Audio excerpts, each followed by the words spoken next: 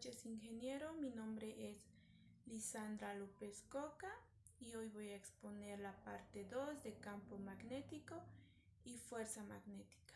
Movimiento de partículas cargadas en un campo magnético.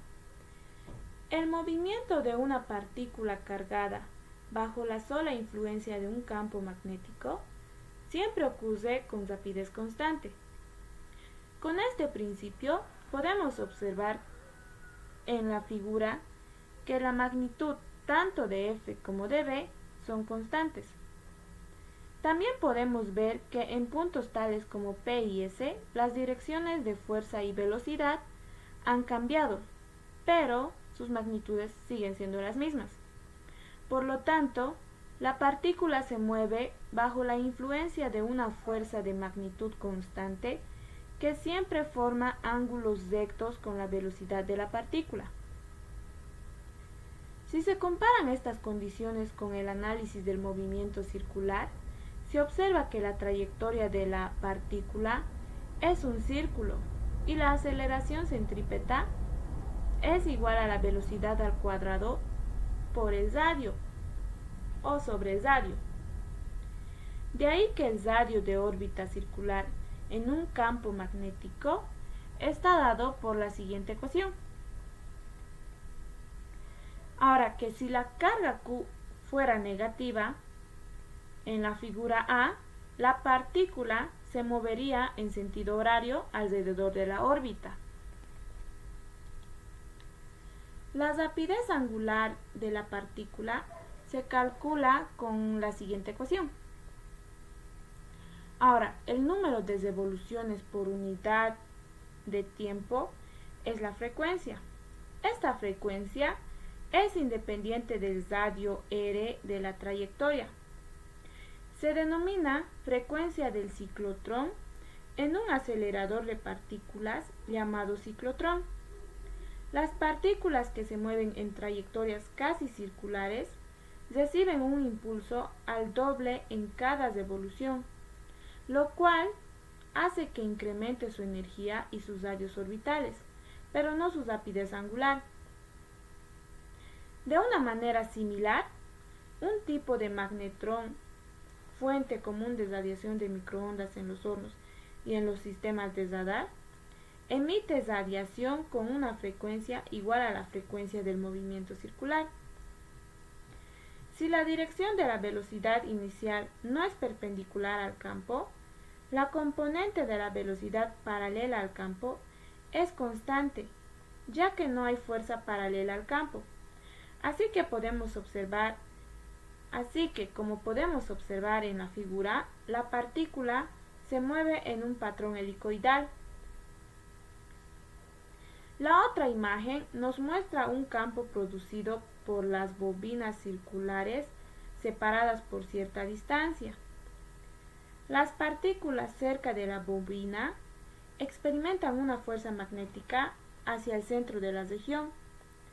Las partículas con rapideces adecuadas describen repetidamente una espiral de uno a otro extremo de la región y también de regreso.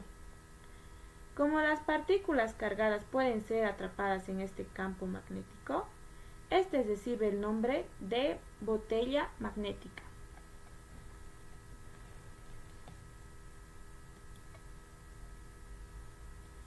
Ahora, esta técnica se usa para confinar plasmas muy calientes con temperaturas al orden de 106 Kelvin. En esta imagen podemos observar que de forma similar el campo magnético no uniforme de la Tierra atrapa partículas cargadas provenientes del Sol en regiones con forma de dona que rodean nuestro planeta. Esta imagen muestra una cámara llena de hidrógeno líquido y con un campo magnético dirigido hacia el plano de la fotografía.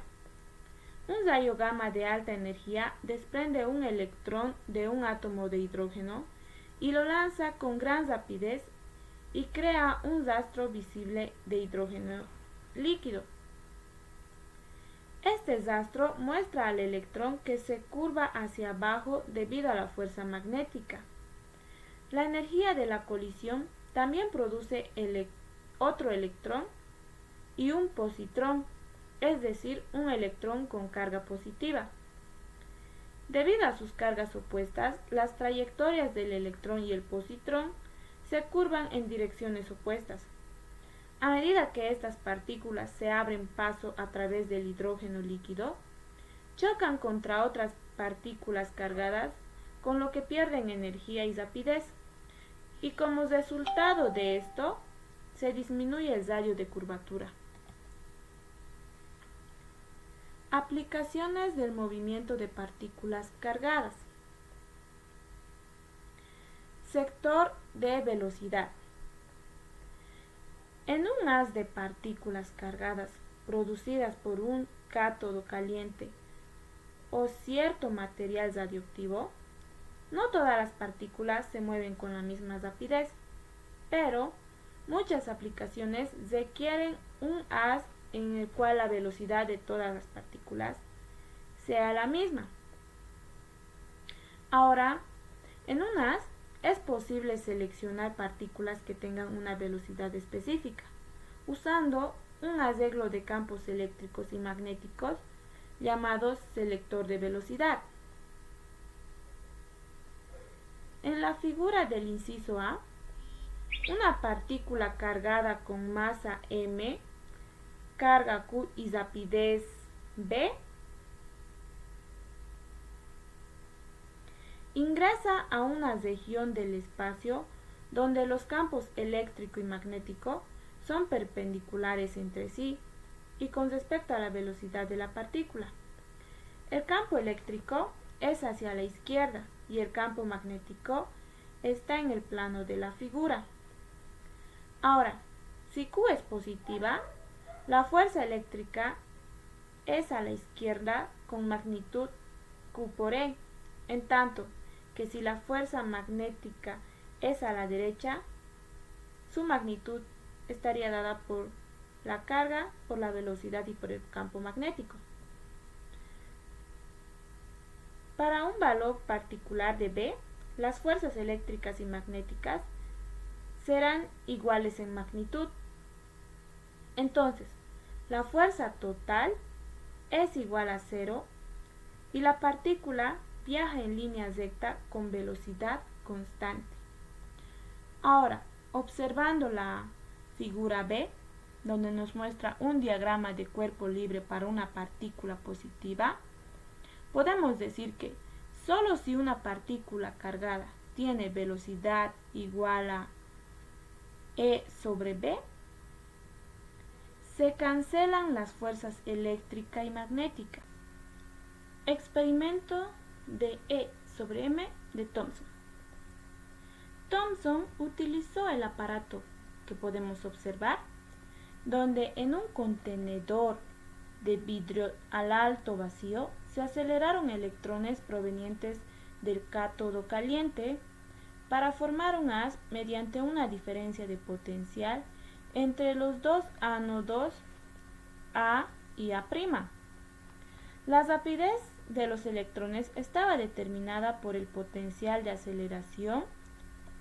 La energía cinética es igual a la pérdida de energía potencial eléctrica, E por B, donde E es la magnitud de carga del electrón. Entonces podemos tener esta ecuación. Los electrones pasan entre las placas P y P' y chocan contra una pantalla que está al final del tubo y que está recubierto de un material que emite fluorescencia en el lugar del impacto. Cuando se satisface esta ecuación de velocidad, los electrones viajan en línea recta entre las placas. Al combinar esta ecuación con la ecuación que acabamos de ver, obtenemos la siguiente ecuación.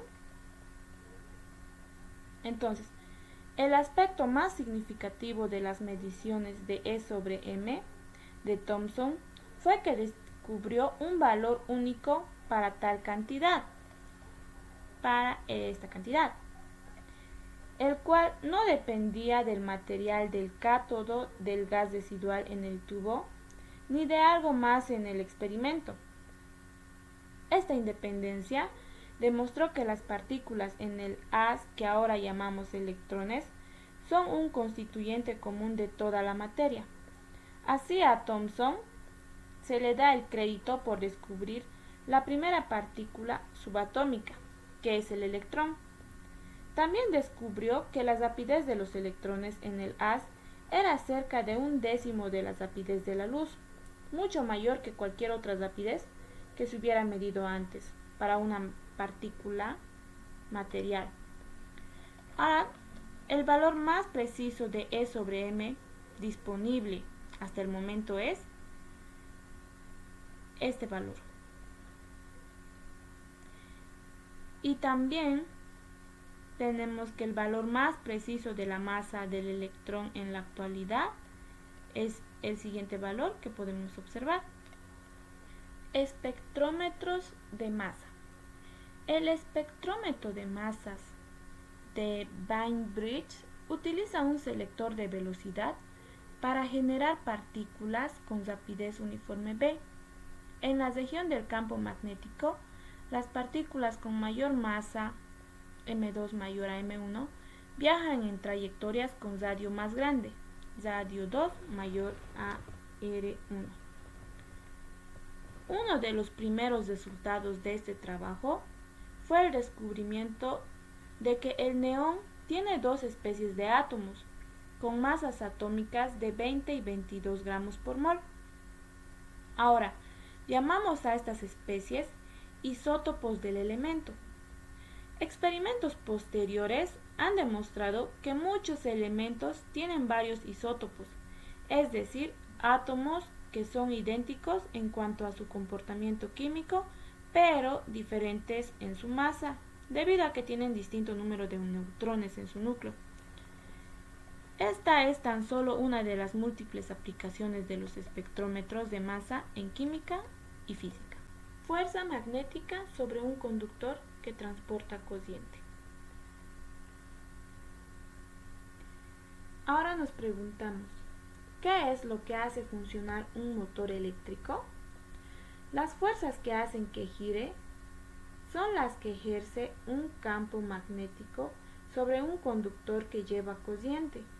Las fuerzas magnéticas sobre las cargas en movimiento en el interior del conductor se transmiten al material del conductor, en el cual en conjunto experimenta una fuerza distribuida en toda su magnitud. La velocidad de deriva es hacia arriba perpendicular a la fuerza media en cada carga. Es dirigida a la izquierda, como podemos ver en la figura 1. Es posible deducir una expresión para la fuerza total en todas las cargas móviles en una longitud L del conductor con área de sección transversal A. El número de cargas por unidad de volumen es N.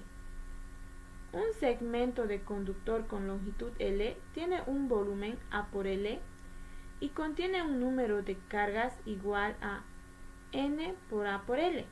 La fuerza total sobre todas las cargas en movimiento en este segmento tiene una magnitud igual a esta ecuación. Ahora, en la siguiente figura tenemos un segmento recto de alambre con longitud L que lleva una corriente I en la dirección de L. La fuerza magnética en el segmento es perpendicular tanto a la corriente como al campo magnético. La fuerza siempre es perpendicular tanto al conductor como al campo, con la dirección determinada por la misma regla de la mano derecha que se usó para una carga móvil positiva. Por lo tanto, esta fuerza expresa como producto vectorial, al igual que la fuerza sobre una sola carga en movimiento. El segmento de alambre se representa con un vector a lo largo del alambre y en dirección de la corriente. Entonces, la fuerza sobre el segmento